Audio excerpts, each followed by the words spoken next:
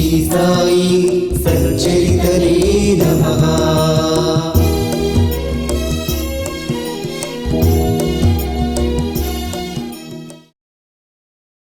Shri Sai Satcharitra ఓవి to ఓవి మూల గ్రంథము శ్రవణ పారాయణ 34వ అధ్యాయం.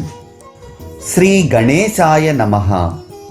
శ్రీ సరస్వత్యై నమః. శ్రీ గురుభ్యో నమః. శ్రీ కులదేవతాయై నమః. శ్రీ సీతారామచంద్రాభ్యాం నమః. శ్రీ సద్గురు సాయినాథాయ నమః. గత అధ్యాయంలో విభూతి మహిమను యథార్థంగా చెప్పబడింది. ఈ అధ్యాయంలో కూడా విభూతి యొక్క గుణాలను లక్షణాలను వర్ణిస్తాను. వెనుకటి అదే కథావృత్తాంతాన్ని, అదే విభూతి వైభవాన్ని ఇప్పుడు శ్రోతలు తమ సుఖ సంతోషాల కొరకు ఏకాగ్ర మనసులతో వినండి. ఎముకలలోని వ్రణంతో దుర్భరమైన రోగం ఏ ఉపాయాలతోనూ తొలగకపోతే సాయిబాబా తమ చేతితో విభూతిని అద్దగా బాధ నిర్మూలనమైంది. ఇటువంటి విభూతి కథలు అనేకం. శ్రోతలకు మచ్చుకు ఒకటి చెప్తాను. ఇది అనుభవపూర్వకమైనది కనుక వింటే అద్భుతంగా ఉంటుంది. నాసిక్ జిల్లాలోని మాలెగాం ఊరిలో డాక్టరుగా ఉన్న ఒక వ్యక్తి సోదరుని కుమారునికి వచ్చిన వ్యాధి బాధ ఏ ఔషధాలతోనూ తగ్గలేదు. అతడు స్వయం వైద్యుడు, స్నేహితుడు వైద్యుడు. అనేక రకాల చికిత్సలు చేశారు. వారు శస్త్రచికిత్స చేయగల సమర్థులు. వారు ఎంతో అనుభవమున్నవారైనా వారి బుద్ధికి ఏం తోచలేదు. ఎముకలలో వ్రణం అనే జబ్బు. ఆ పదం అపభ్రంశమై ఎముకల వ్రణం అని పేరు మార్పు చెందినది. ఈ జబ్బు దుర్భరమైనది. మందులతో నయమయ్యేది కాదు. అయినా దేశ విదేశాలలోని చికిత్సలన్నింటినీ ఏదీ వదలకుండా అనేక ప్రయత్నాలు చేశారు. శస్త్రచికిత్స కూడా చేశారు. కానీ దేనివల్ల గుణం కనిపించలేదు. చిన్న వయసులో ఉన్న అబ్బాయి బాధను సహించలేక విలవిలలాడుతుంటే ఆప్తులు, బంధువులు ఆందోళన చెందేవారు.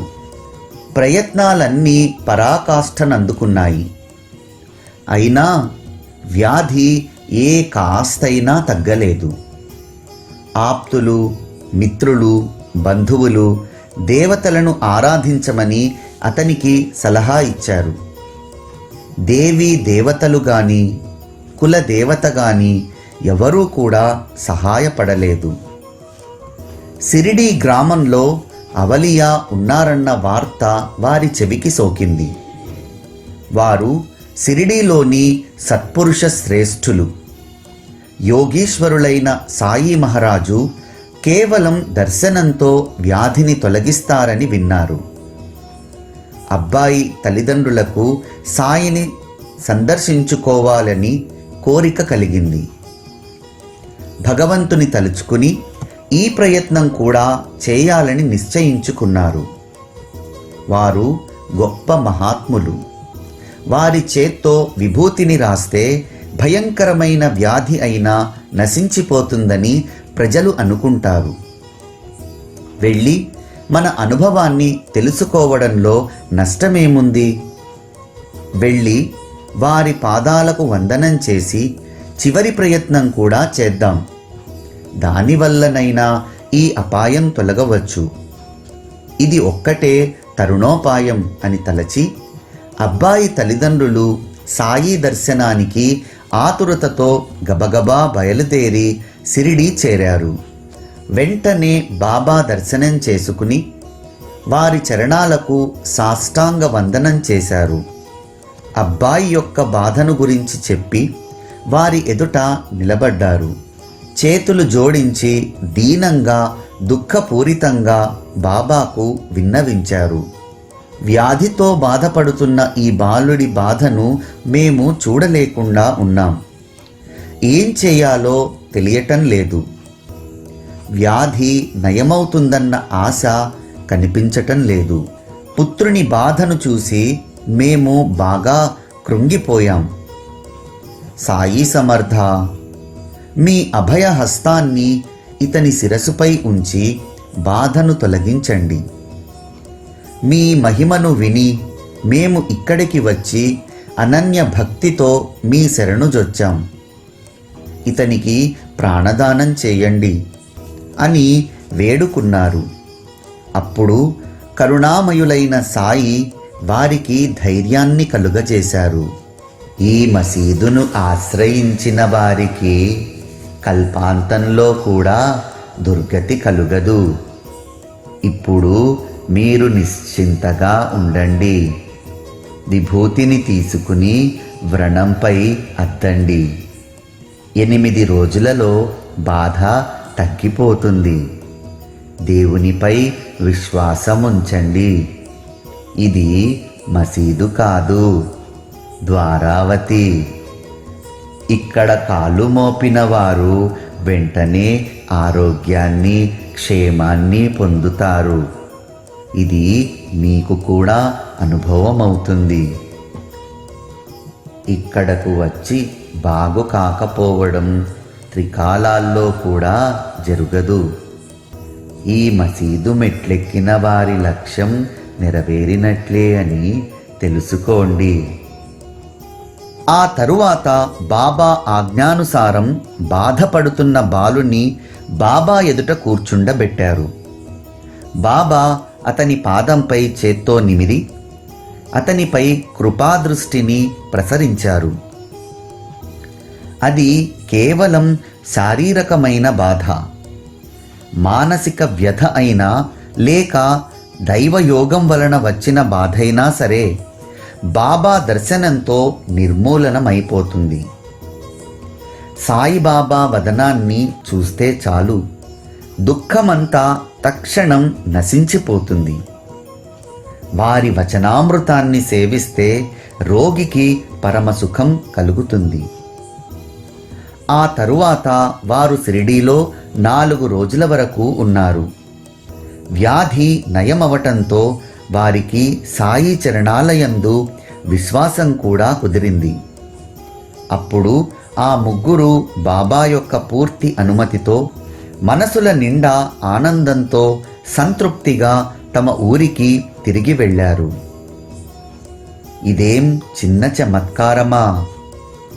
విభూతి లేపనం మరియు బాబా కృపా కటాక్ష వీక్షణం, అపూర్వమైన ఈ ఉపచారాలతో ఎముకలలోని వ్రణం మానింది. భాగ్యం కొద్దీ ఇటువంటి మహాపురుషుని దర్శనం, వారి ధైర్య వచనాలు, శుభప్రదమైన వారి ఆశీస్సులు లభిస్తే చాలు, వ్యాధి నిర్మూలనమవుతుంది. అబ్బాయి వ్రణంపై విభూతిని అద్దుతూ సేవించగా కొంతకాలానికి వ్రణం ఎండిపోయి అబ్బాయి ఆరోగ్యవంతుడయ్యాడు. ఈ విషయాన్ని విని మాలెగాం ఊరిలో ఉన్న అబ్బాయి యొక్క బాబాయి సాయిబాబా దర్శనం చేసుకోవలెనని తలచాడు. ముంబైకి తిరిగి వెళ్ళేటప్పుడు షిరిడీ వెళ్ళి తన కోరిక తీర్చుకోవాలని తనలో అనుకున్నాడు. తరువాత ముంబైకి బయలుదేరగా మాలెగాంలోనూ మన్మాడ్లోనూ ఎవరో అతని మనసులో అనుమానాన్ని లేపారు. దానితో అతడు షిరిడీ వెళ్ళే తన నిశ్చయాన్ని మానుకున్నాడు. మంచి పనులలో ఇలాగే అవుతుంది. మొదట కుత్సిత బుద్ధి కలవారు అడ్డు తగులుతారు. లోకుల మాటలను లెక్క చేయని వారే చివరకు సద్గతిని పొందుతారు. సత్పురుషుని దర్శనాభిలాషను అణచివేసుకున్న ఆ వ్యక్తి నేరుగా ముంబైకి వెళ్ళిపోయాడు. సెలవును అలీబాగులో సుఖంగా గడపాలని అతని ఉద్దేశం. అలా నిశ్చయించుకున్నాక వరుసగా 3 రాత్రులు నిద్రలో ఇంకా నాపై అవిశ్వాసమా అన్న మాటలు వినిపించాయి.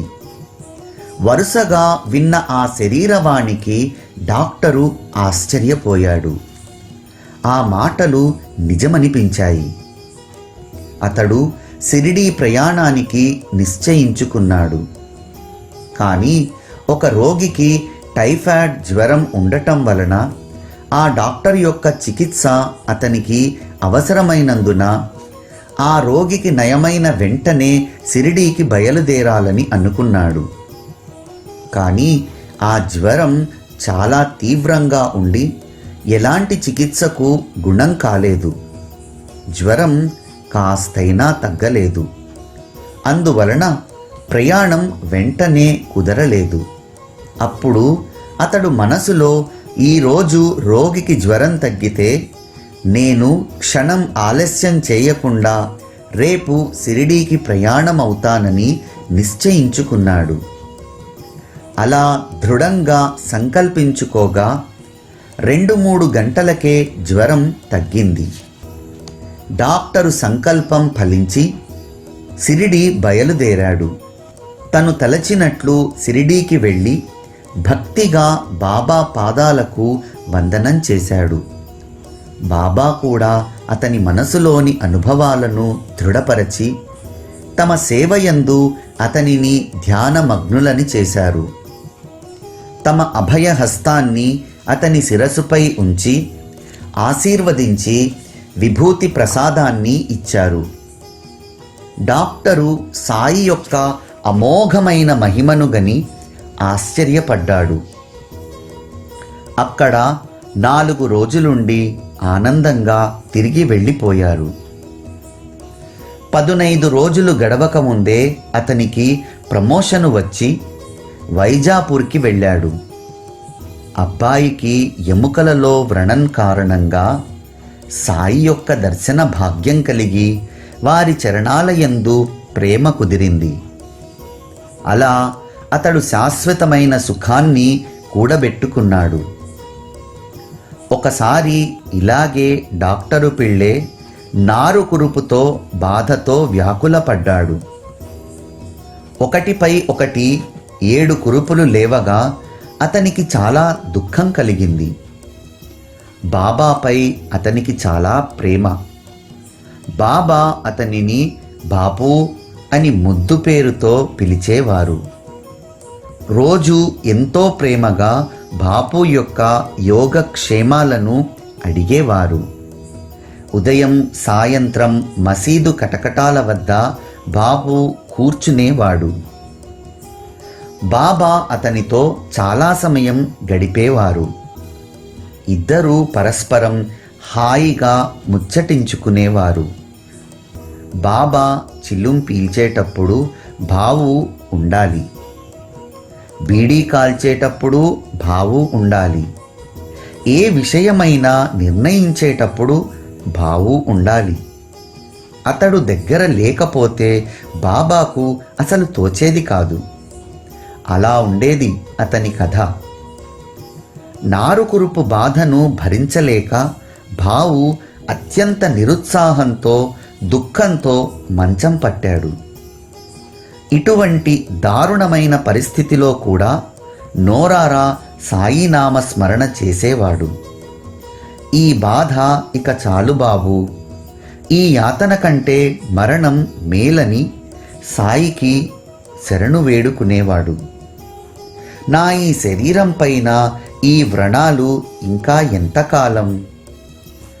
ఈ దుఃఖాన్ని అనుభవిస్తూ విసుగెత్తిపోయాను. ఈ బాధ సహించటానికి నాకిక శక్తి లేదు. పరిశుద్ధాచరణతో ప్రవర్తించే నాకు ఈ దుఃఖావస్థ ఎందుకు?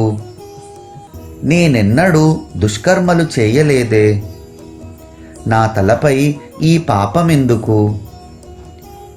బాబా, ఈ నారుకురుపు బాధ మరణప్రాయంగా ఉంది.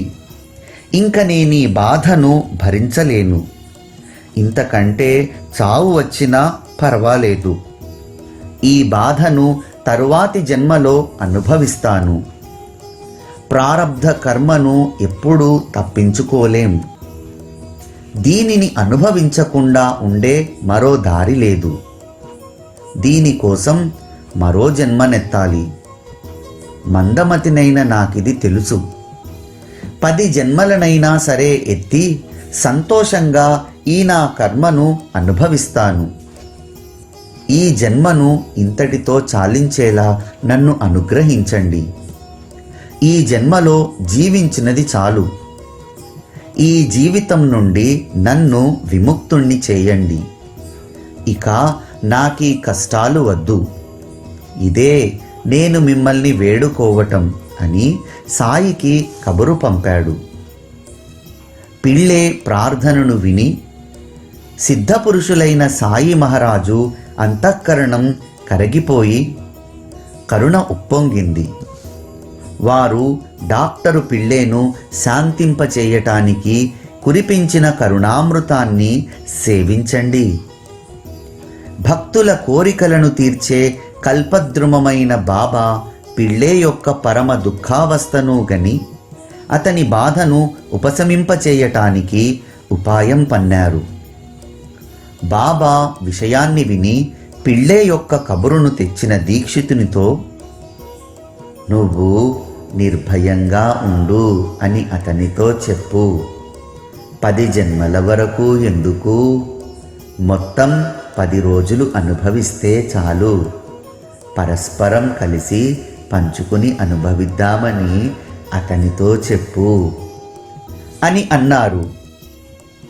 స్వార్థం కానీ పరమార్థం కానీ అథవా మోక్షం కానీ ఇవ్వటానికి సమర్థుణ్ణి నేను ఉండగా అనర్థమైన మరణాన్ని కోరుకుంటున్నావు.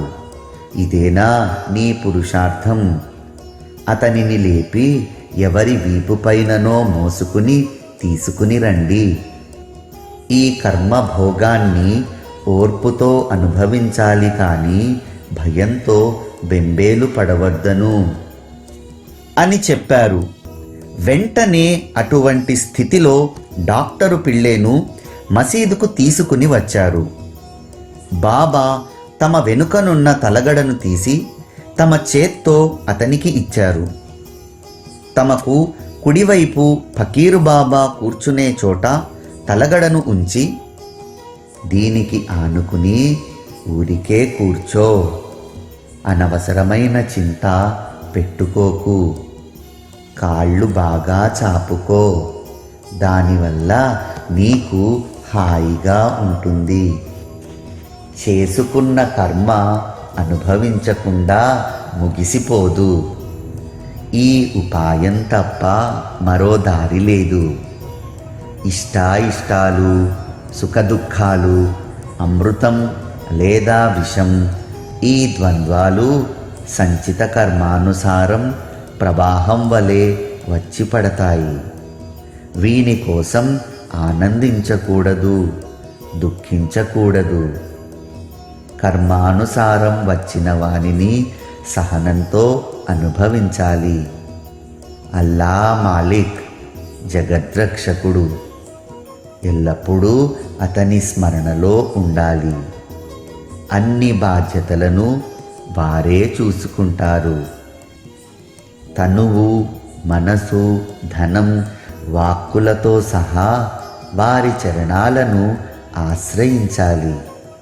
నిరంతరం వారి స్మరణలో ఉంటే వారి లీల తెలిసి వస్తుంది.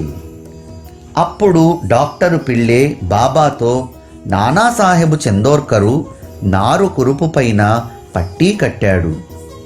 అయినా ఏం తగ్గలేదని చెప్పాడు. నానా పిచ్చివాడు, ఆ పట్టీని విప్పేసేయి లేదా చస్తావు. ఇప్పుడు కాకి వచ్చి పొడుస్తుంది, దానితో నీవు బాగైపోతావు అని బాబా చెప్పారు. అలా మాట్లాడుతున్న సమయంలో అబ్దుల్ ప్రమిదలలో నూనె పోయటానికి పైకి వచ్చాడు. అప్పుడు అకస్మాత్తుగా ఏం జరిగిందంటే, అసలే మసీదు ఇరుకు, పైగా భక్తులు బాగా గుంపులుగా ఉన్నారు. అందులో పిళ్ళే గొడవ. అబ్దుల్కు అడుగు వేయడానికి ఇబ్బందిగా ఉంది. అతడు తన పనిలో మునిగి ఉన్నాడు. అతని దృష్టి ప్రమిదలపైనే నిమగ్నమై ఉంది. అందువల్ల పిళ్ళే వైపు చూడలేదు. అప్పుడు విచిత్రమైన సంఘటన జరిగింది. అబ్దుల్ మాత్రం ఏం చేస్తాడు? జరుగుతున్న దానిని ఎవరూ ఆపలేరు కదా. పిళ్ళే కాలు చాచుకుని కూర్చున్నాడు. ఆ కాలిపై అబ్దుల్ కాలు పొరపాటుగా పడింది. పిళ్ళే కాలు అసలే బాగా వాచి ఉంది. దానిపైన అబ్దుల్ కాలు పడగానే ఒక్కసారిగా బాధతో గట్టిగా కేక వేశాడు. ప్రాణం విలవిలలాడింది. ఆ కేక తలలోకి చొచ్చుకొని పోయింది.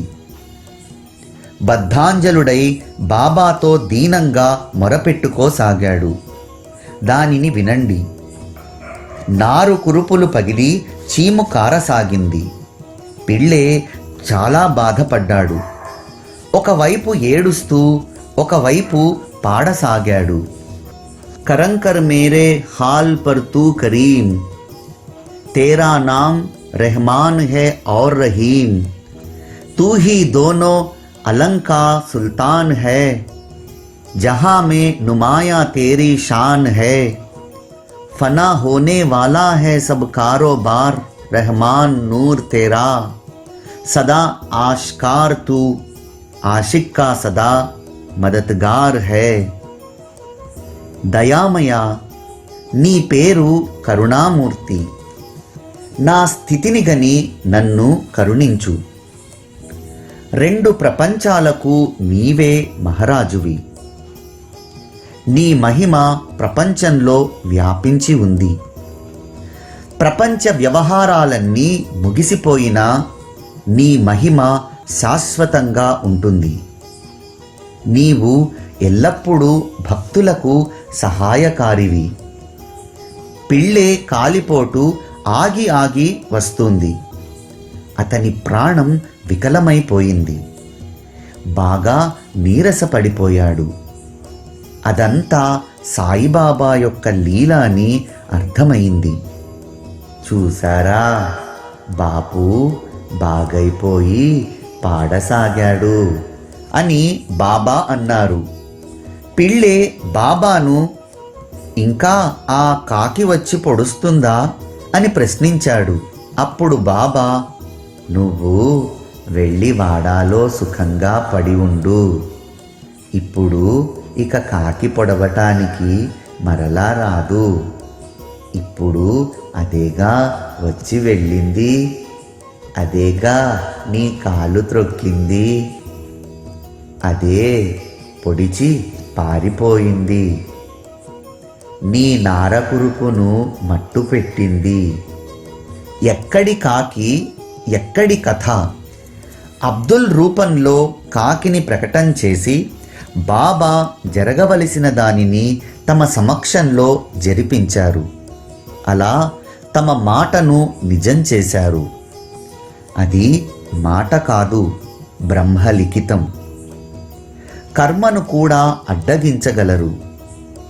త్వరలోనే భావుకు బాధ తగ్గి హాయిగా అనిపించింది. విభూతి లేపనం, విభూతి సేవనం, ఇదే ఔషధం. ఇదే అనుపానంతో 5వ రోజు ఉదయం రోగం నిర్మూలనమైంది. కురుపులలో నుండి సన్నని తీగల్లాంటి బతికి ఉన్న పురుగులు బయటకి వచ్చాయి. దుర్భరమైన బాధ తగ్గి దుఃఖం అంతమైంది. ఈ చమత్కారానికి పిళ్ళే ఆశ్చర్యపోయాడు. బాబా యొక్క ఉదార చర్యకు అతని నయనాల నుండి ప్రేమాశ్రువులు స్రవించాయి. పిళ్ళే అక్కడే బాబా చరణాలను కౌగలించుకున్నాడు. అతని కంఠం గద్గదమై అతని నోట మాట పెగలలేదు. మరొక అనుభవాన్ని చెప్పి ఇక్కడికి విభూతి ప్రభావాన్ని ముగిస్తాను. భక్తి భావాలననుసరించి అనుభవాలు కలుగుతాయి. ఇదే ఈ గ్రంథం యొక్క సారం.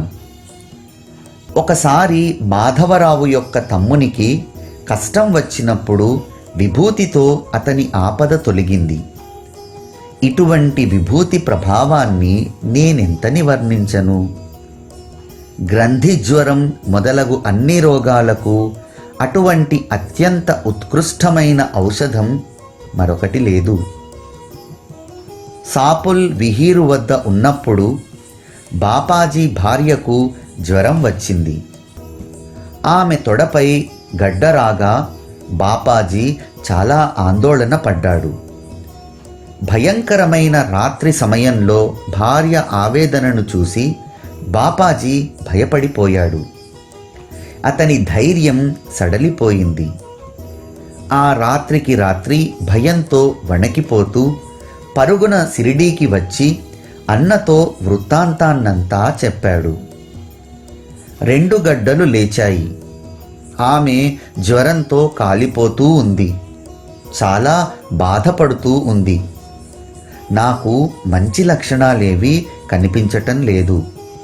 వచ్చి నీ కళ్ళతో చూడు అని చెప్పాడు. బాపాజీ దీనంగా చెప్పగా మాధవరావుకు కూడా భయాందోళనలు కలిగాయి. నోరు ఎండిపోయింది. మనసు నిలకడగా లేదు.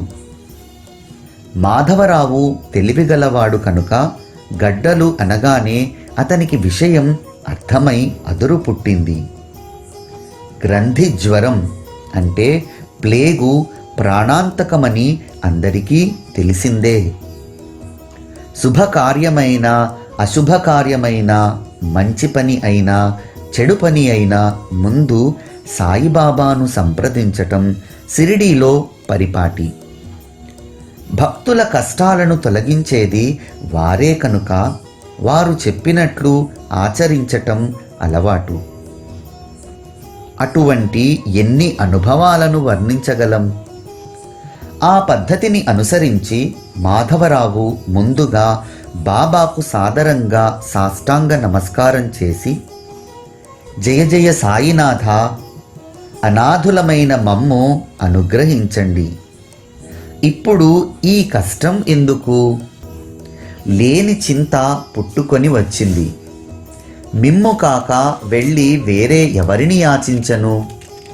బాబా, ఆ స్త్రీని ఆశీర్వదించి ఆమె బాధను నివారించండి. ఈ కష్టాన్ని తొలగించండి. మీరు తప్ప మాకు సాయం చేసేవారు ఎవరున్నారు? దుర్భరమైన జ్వరాన్ని ఉపశమింపచేసి మీ మాటను నిలబెట్టుకోండి అని వేడుకుని వెళ్ళటానికి అనుమతిని కోరాడు. బాబా అతనితో, ఈ అపరాత్రి నీవు వెళ్ళకు, విభూతిని ఇచ్చి పంపు అని చెప్పారు. అల్లా మాలిక్ మన తండ్రి, ఏ జ్వరమైనా ఎటువంటి గడ్డ అయినా దానంతట అదే తగ్గిపోయి తప్పక హాయి కలుగుతుంది. రేపు తెల్లవారగానే సాపుల్ విహీరుకు వెళ్ళిరా. ఇప్పుడు వెళ్ళాలని ఆరాటపడకు, ఇక్కడే నిశ్చింతగా ఉండు. రేపు వెళ్ళిరా, అనవసరంగా భయపడకు. విభూతిని తీసుకుని రాసుకుని భక్తిగా సేవిస్తే చాలు, ఎందుకు భయపడటం అని చెప్పారు. బాబా మాటలను విని బాపాజీ భయపడ్డాడు. అతనికి నిరాశ కలిగింది. మాధవరావుకు మూలికలు ఆకుల వైద్యం తెలుసు. కానీ ఇప్పుడు అవేవీ ఉపయోగపడవు. ఒక్క సాయిబాబా అనుగ్రహం తప్ప ఔషధాలు తగ్గించలేవన్న రహస్యాన్ని మాధవరావు బాగా ఎరుగును. కనుక బాబా ఆజ్ఞ శిరసావహించి విభూతిని పంపించి తాను షిరిడీలోనే నిశ్చింతగా ఉన్నాడు. బాపాజీ మాత్రం నిరాశతో వెళ్ళిపోయాడు. భార్య శరీరానికి విభూతిని రాసి కాస్త నీళ్లలో కలిపి కడుపులోకి త్రాగించగా బాగా చెమటలు పట్టి ఆమె బాగా నిద్రపోయింది. మరునాడు సూర్యోదయమయ్యేసరికి ఆమెకు ప్రాణం బాగా కుదుటపడింది. జ్వరం లేదు, విషపు గడ్డలు లేవు. బాపాజీకి ఆశ్చర్యం కలిగింది. ఇక్కడి మాధవరావు నిద్రలేచి శుభ్రంగా మొహం కడుక్కుని సాపోల్ విహీరుకు వెళ్ళటానికి బయలుదేరి బాబా దర్శనానికి మసీదుకు వచ్చాడు. బాబా పాదాలకు సాష్టాంగ వందనం చేసి విభూతిని ఆశీర్వాదాన్ని తీసుకుని అక్కడి నుండి బయలుదేరాడు. మసీదు మెట్లు దిగుతుండగా బాబా, శ్యామా, వెంటనే వచ్చేసేయి, అక్కడ ఆలస్యం చేసే అవసరం లేదు అని ఆజ్ఞాపించడం వినిపించింది. 2 గడ్డలతో తమ్ముని భార్య బాధను ఎలా భరిస్తుందో ఏమో, ఎంతో వేదన పడుతూ ఉండాలి, ఎంత తపన పడిపోతూ ఉందో అని మాధవరావు దారి పొడుగునా మదనపడసాగాడు. బాబా వెంటనే వచ్చేయమని ఎందుకన్నారు? వారు ఏదో సూచించినట్లు ఉంది అని ఆందోళన పడుతూ మాధవరావు గబగబా వెళ్ళాడు. సాపోల్ విహీర్ చేరుకునే వరకు ధైర్యం లేదు. కానీ గడపలో అడుగు పెట్టగానే అతనికి చమత్కారం కనిపించింది. గత రాత్రి గ్రంథి జ్వరంతో ఉన్న స్త్రీ పొయ్యి మీద టీ తయారు చేస్తూ ఉంది. ఆ విపరీత పరిస్థితిని చూసి మాధవరావు ఆశ్చర్యపోయాడు. అప్పుడు ఈమె రోజులాగానే పనిచేస్తూ ఉందే అని బాపాజీతో అనగా, బాపాజీ ఇదంతా నిజంగా బాబా విభూతి యొక్క అద్భుత చర్య అని చెప్పాడు. నేను రాగానే విభూతి నీరును త్రాగించాను, శరీరమంతా బాగా రాశాను. వెంటనే చెమటలు పట్టి సుఖంగా నిద్రపోయింది. తెల్లవారగానే చక్కగా లేచి కూర్చుంది. గడ్డలు జ్వరంతో సహా మాయమయ్యాయి. ఇదంతా సాయి యొక్క మహిమ అని చెప్పాడు. ఆ పరిస్థితిని చూసి శ్యామకు వెంటనే తిరిగి వచ్చేయి అన్న సాయి మాట గుర్తుకు వచ్చి ఆశ్చర్యపోయాడు. అతడు అక్కడికి వెళ్ళకముందే కార్యం చక్కబడింది. అక్కడ టీని తీసుకుని మాధవరావు తిరిగి వచ్చేశాడు. ముందుగా మసీదుకు వెళ్ళి బాబా చరణాలకు నమస్కరించాడు. దేవా, ఏమిటి నీ ఈ లీల? మనసులో ఆందోళన కలుగజేస్తావు, కూర్చున్న చోట సుడిగుండాలను లేపుతావు, మరలా శాంతింపచేసేది కూడా నీవే అని అన్నాడు. అందుకు బాబా, కర్మతంత్రం యొక్క గతి అతి గహనమైనది, దానిని గమనించు. నిజంగా నేను ఏమీ చేయను, చేయించను. అనవసరంగా కర్తృత్వాన్ని నా తలపై వేస్తారు. విధివశాత్తు జరిగే కర్మలకు నేను సాక్షిభూతుణ్ణి మాత్రమే. చేసేవాడు, చేయించేవాడు అనంతుడైన ఆ ఒక్క పరమేశ్వరుడే. ఆ ఒక్కడే కరుణామయుడు. నేను దేవుణ్ణి కాను, ఈశ్వరుణ్ణి కాను, పరమేశ్వరుణ్ణి కాను, అనల్హక్ను కాను. నేను యాదేహక్, పరమేశ్వరుణ్ణి స్మరించేవాణ్ణి, అల్లాకు విశ్వాసపాత్రుడైన దాసుణ్ణి. అహంకారం లేకుండా పరమేశ్వరుని యందు కృతజ్ఞతాభావంతో దేవునిపై భారం వేసిన వారి లక్ష్యం నెరవేరుతుంది అని జవాబిచ్చారు. ఇటువంటిదే ఒక ఇరానీ వ్యక్తి యొక్క గొప్ప అనుభవాన్ని వినండి. పసిబిడ్డ అయిన అతని కుమార్తె మాట గంట గంటకు ఆగిపోతూ ఉండేది. ప్రతి గంటకు నోటి నుండి నురగ కక్కుతూ మూర్ఛ వచ్చి అక్కడికక్కడే వంగిపోయి విలవిలలాడుతూ తెలివి తప్పి పడిపోయేది. ఎన్ని ప్రయత్నాలు చేసినా ఏదీ ఫలించలేదు.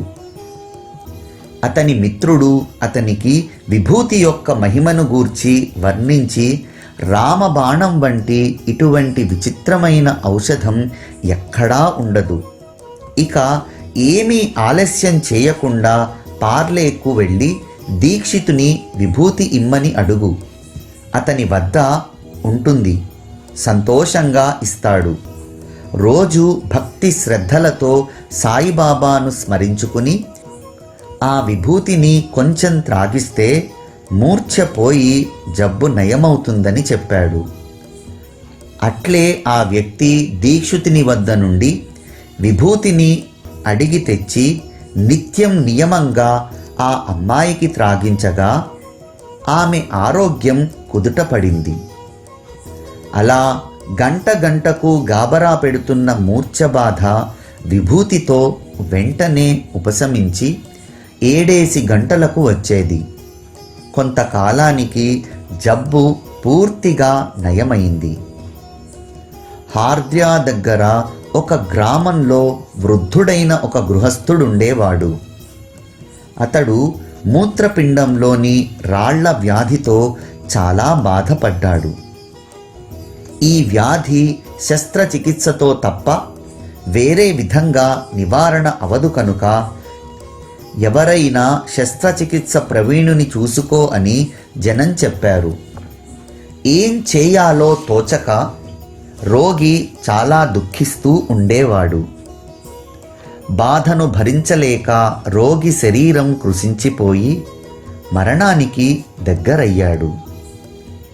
శస్త్రచికిత్సకు రోగికి ధైర్యం అవసరం. కానీ అతనికి ధైర్యం లేదు. దైవవశాత్తు అతని దుష్కర్మ ముగిసిపోయింది. ఆ వింతను వినండి.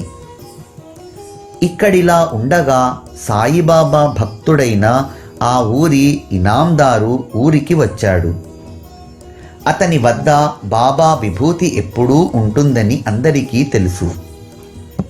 రోగి బంధువులు వచ్చి అతనిని విభూతి కోరారు.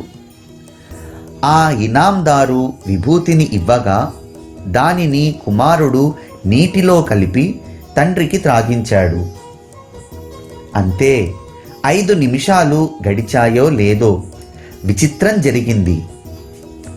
విభూతి ప్రసాదం శరీరంలో పడగానే మూత్రపిండంలోని రాయి కరిగి వెంటనే మూత్రద్వారం నుండి బయటకి జారిపోయి రోగికి బాధ తగ్గింది.